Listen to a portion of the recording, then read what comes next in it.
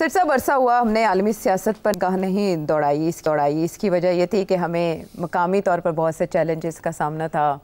इमरान खान साहब की सियासत और फिर उनकी रिहाई के इम्कानात, उन पर चलते केसेस, उनकी एहतजाजी तहरीक और फिर मुख्तलिफ फार्मूले मुफाहमत के, वो हम डिस्कस करते रहे। फिर यकदम उसमें एक वक्फ़ा आया और तवज्जो सारी मबजूल हो गई पाक इंडिया क्लैश की तरफ। और इस अरसे में सारी की सारी इंगेजमेंट ख़बरों की रही इस इशू की तरफ और इसकी पेचीदगियों की तरफ। लेकिन ये सब जानते हैं कि डोनाल्ड ट्रंप जब से इक़्तिदार में आए हैं, दुनिया उनकी धुनों पर रक़्स कर रही है, नाच रही है, वो सबको नचा रहे हैं।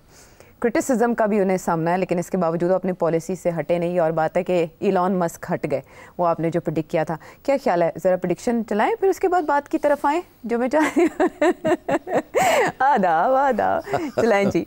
इलॉन मस्क का सबसे बड़ा पार्टनर, इकोनॉमिक पार्टनर चाइना है। उसकी टेस्ला कार जो है वो सबसे ज़्यादा चाइना में बिकती है। और इलॉन मस्क कभी भी चाइना के खिलाफ तल्लुकात नहीं ख़राब होने देगा। मगर डोनाल्ड ट्रंप ने फैसला किया हुआ है कि मैंने चाइना को नहीं छोड़ना। वो तो अगर इलॉन मस्क ने डोनाल्ड ट्रंप के साथ चलना है तो कहीं ना कहीं तो फिर डोनाल्ड ट्रंप और इलॉन मस्क को आपस में तय करना पड़ेगा ना, किस हद तक चाइना को टाइट करना है, किस हद तक नहीं करना। कल को इलॉन मस्क का नुकसान होना शुरू हो जाता है चाइना में, फिर क्या होगा? तो ये आप तवक्को करें कि इलॉन मस्क और डोनाल्ड ट्रंप की भी लड़ाई होगी। आज नहीं, कल नहीं, परसों ये चाइना के ऊपर इलॉन मस्क और डोनाल्ड ट्रंप की झगड़ा हो। तो इब्तदाई 4 माह के दौरान आपकी ये पेशगोई तो हो गई पूरी, और वो हो गए दस्तबरदार अपने किरदार से।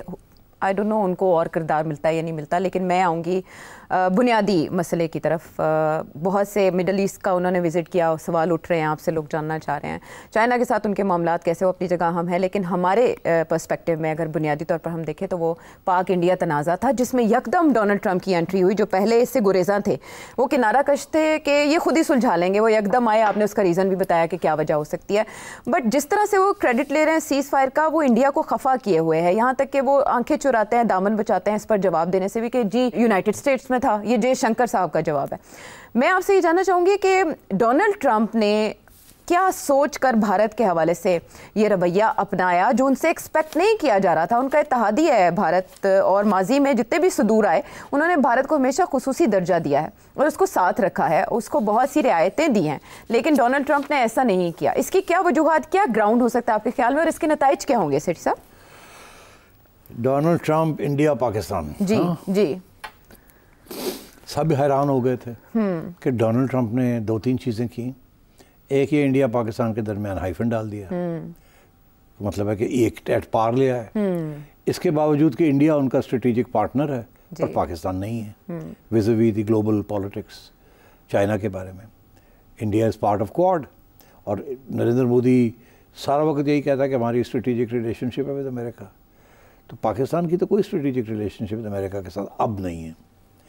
तो ये क्या हुआ कि एक स्ट्रेटेजिक एलाई के साथ डोनाल्ड ट्रंप ने वो सलूक नहीं किया जो वो तवक्को कर रहा था कि हमारे साथ होगा, हमारी साइड लेंगे। यहाँ तक कि वैंस को, वाइस प्रेसिडेंट वैंस को उन्होंने दिल्ली बुलाया हुआ था सैर सपाटे के लिए अपनी एहलिया के साथ, फैमिली के साथ, हुज एन इंडियन अमेरिकन, और 3-4 दिन रहे वो यहाँ, और उसी के दौरान पहलगाम हो गया। ऐसे ही है ना। और तो तवक्को तो ये की जा रही थी कि बहुत स्ट्रॉन्ग रिस्पॉन्स आएगा from America in support of Indian policy विज़-वी allegations against Pakistan. मगर ऐसे नहीं हुआ। क्यों नहीं हुआ? एक सवाल ये खड़ा हो गया। सिर्फ ये नहीं हुआ कि एडवांस ने इनको सपोर्ट नहीं किया। जब लोगों ने कहा कि क्या आप आगाह हैं इंडिया पाकिस्तान में क्या हो रहा है, तो उनका रवैया ये था उनका लड़ाई झगड़े चलते रहते हैं, वो कर लेंगे आपस में सॉर्ट आउट। ऐसे ही है ना, दे विल फिगर आउट। हालांकि 2 न्यूक्लियर पावर स्टेट्स हैं, तारीख में पहली दफ़ा 2 न्यूक्लियर पावर स्टेट्स के दरमियान इस किस्म की कॉन्फ्लिक्ट होने जा रही थी।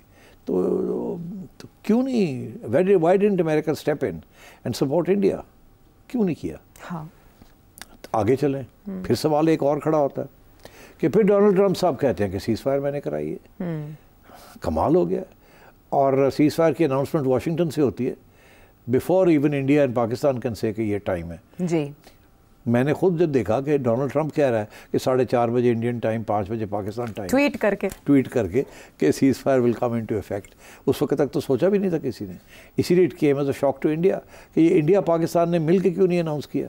somebody else announced it for them. Pakistan को तो कोई प्रॉब्लम नहीं था, वो तो चाहते थे कि अमेरिकन इंटरवेंशन हो, मगर इंडिया तो नहीं चाहता था कि अमेरिकन इंटरवेंशन नज़र आए कि हो, हालांकि उनको पता था हो रही है। तो क्या हुआ कि डोनाल्ड ट्रंप इतना आगे निकल गया। और लास्ट पॉइंट, डोनाल्ड ट्रंप ने कश्मीर की भी बात कर दी। उसने तो कश्मीर को इंटरनेशनलाइज कर दिया, हाईलाइट दोबारा से खबरों में। और यहाँ तक कि फिर नेगोशिएशंस होंगे थर्ड न्यूट्रल कंट्री में, जहाँ कश्मीर का मामला भी तय डिस्कस किया जाएगा, और ये मैं सालसी के लिए तैयार हूँ। तो मतलब एक कमाल ही कर दिया। It was a shock to the Indians and frankly to many of us also. ये हो क्या रहा है between America, India and Pakistan. Pakistan के पास तो कोई खास एक्सप्लेनेशंस नहीं दिए उन्होंने, वो तो चुप करके स्माइल करते रहे, मुस्कुराहट के हाँ हाँ ठीक हो गया। India went into spin. तो अब मेरा ख्याल है आज मैं आपको उसका जवाब देने की कोशिश करूँ कि हुआ क्या। बहुत सी बातें डॉट्स को जॉइन करना पड़ेगा, तो आप मुझे उम्मीद है कि टाइम देंगे थोड़ा सा। तो देखिए, बहुत से लोगों को एक बात का उड़ती उड़ती खबर है मगर डिटेल्स नहीं है। अच्छा। वो क्या कि 6 माह पहले पाकिस्तान की हुकूमत ने ख़ुसूसन SIFC under the leadership of the army chief कुछ फैसले हुए यहाँ।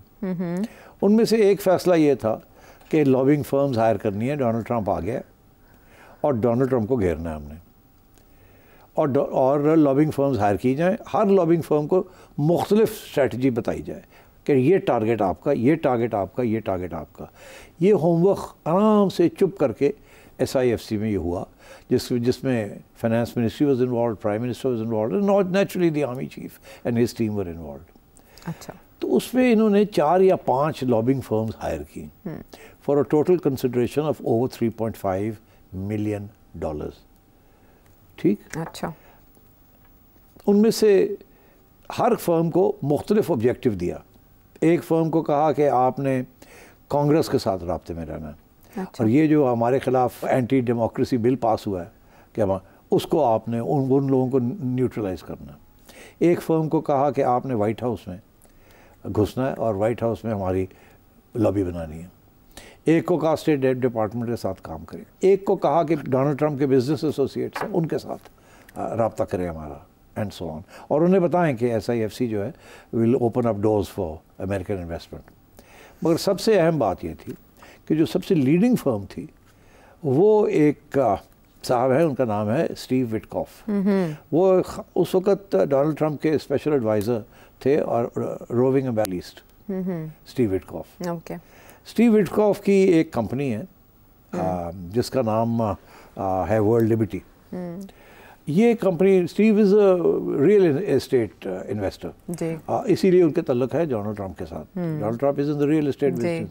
तो स्टीव विटकॉफ उनका एक साहिबजादे हैं, जैक विटकॉफ जी। तो स्टीव विटकॉफ ने डोनाल्ड ट्रंप जैसे ही पता चला कि इलेक्ट हो गया, तो स्टीव विटकॉफ और उनके साहिबजादे ने मिडिल ईस्ट के चक्कर लगाने शुरू कर दिए। और लो एंड बिहोल्ड कुछ माह पहले इन्होंने एक क्रिप्टो करेंसी कंपनी बनाई, और वो क्रिप्टो करेंसी कंपनी जो है वो लेके और वो चले गए मिडिल ईस्ट। और सबसे पहले वो चले गए अबू धाबी, और अबू धाबी को जाके कन्विंस किया कि इसके अंदर 60% स्टेक जो है इस कंपनी के अंदर वो डोनाल्ड ट्रंप का एंड हिज फैमिली मेंबर्स। तो अबू धाबी वालों ने समझ ली, अगर ठीक है जी। फिर तो उन्होंने कहा कि आप हमारी कंपनी के अंदर इन्वेस्टमेंट करें। अच्छा। क्रिप्टो करेंसी के अंदर। अच्छा। तो अबू धाबी ने समझ ली बात, उन्होंने कहा लो $2 बिलियन। ठीक, समझ गए आप जी। गेम अभी अब सेट मैच नहीं हुआ। अच्छा। उसके बाद वो पहुंच गए पाकिस्तान। अच्छा। और यहाँ भी बातचीतें हुई। हाँ। ठीक। और आपने देखा कि एकदम यहाँ भी चर्चा शुरू हो गया क्रिप्टो करेंसी जी। और यहाँ एक young man by the name of Saqib ji, Bilal Saqib, वो सडनली होराइजन पे नजर आने शुरू हो गए। दरअसल Bilal Saqib is now also on the board of Liberty. Okay. And Bilal Saqib की वजह से यहाँ फिर एंट्री मिल गई, बिकॉज बिलाल साकिब को special adviser to the prime minister बना दिया जी। ऐसे ही। हाँ जी, बिटकॉइन जी, क्रिप्टो करेंसी पे। और as we speak Bilal is in America, इधर उधर वो लगे हुए हैं promoting crypto currency opening in Pakistan. इसके बावजूद कि अभी स्टेट बैंक ने, मिनिस्ट्री ऑफ फाइनेंस ने इजाज़त नहीं दी, हाँ। अभी कानून नहीं बने, रेगुलेशंस नहीं बनी, मगर अनाउंसमेंट पहले ही हो गई है, ठीक। और स्टीव विटकॉफ एंड कंपनी के साथ तल्लुकात पहले से बनने शुरू हो गए, ठीक। सो ये एक इन्वेस्टमेंट है एक किस्म की, अच्छा, from the government of Pakistan, और in a company that is majority owned by Donald Trump, उनके सन्स। हाँ, सो अब इसके ऊपर बहुत कुछ है। पाकिस्तान ने स्टेक्स क्रिएट कर लिए, भांप लिया कि इंटरेस्ट क्या है जिससे अमेरिका के साथ अच्छे ताल्लुकात हो सकते हैं, Donald Trump administration mutual ground, अच्छे ताल्लुकात हो सकते हैं। इसके बावजूद कि स्टीव विटकॉफ जो है वो कहता है मेरा, मैंने छोड़ दिया, I have resigned from the company, वो सारी ठीक है जी, मगर basically Middle East and Pakistan have realized कि the way to Donald Trump's heart is through his pocket. True, crypto. हाँ, जेडी वैंस ने भी इसका काफी क्रेडिट लिया, उनकी अपनी इन्वेस्टमेंट भी है इन कंपनीज में। हाँ, बहुत इंटरेस्ट है, और इसे फ्यूचर कह रहे हैं। ये सारा जो ग्रुप है ना जी, they are all into business, this is the business model. Okay, so he is more of dealer instead of a leader. Well, he is a leader with a dealer complex. Okay, अच्छा, तो I think Pakistan ने 2-3 चीज़ें बड़ी important की हैं। एक ये कि लॉबिंग फर्म्स बना ली हैं, कश्मीर का इशू इन्होंने वहाँ खड़ा कर दिया। इन्होंने एक फर्म को तो यही कहा कि तुम्हारा तो टारगेट ही है, और अमेरिकन फॉरेन पॉलिसी को आपने इफेक्ट करना है कि यहाँ पाकिस्तान का रीजन के अंदर क्या रोल है, अच्छा, इंडिया के साथ क्या हमें इक्वल एट पार हमें ट्रीट करना है। ऐसे नहीं है कि आप हमें इंडिया की लेंस से हमें देखें, हमें अलग देखें। अच्छा, हमारी इंडिपेंडेंट हैसियत है, रीजन के अंदर क्या रोल है, हम आपकी हेल्प कर सकते हैं विज़-अ-वी आइसिस इन अफगानिस्तान। तो पाकिस्तान ने भी कुछ पत्ते आगे रखे हैं, ओके, ठीक, कि कोऑपरेशन हो सकती है at a strategic level, even though we are not strategic partners.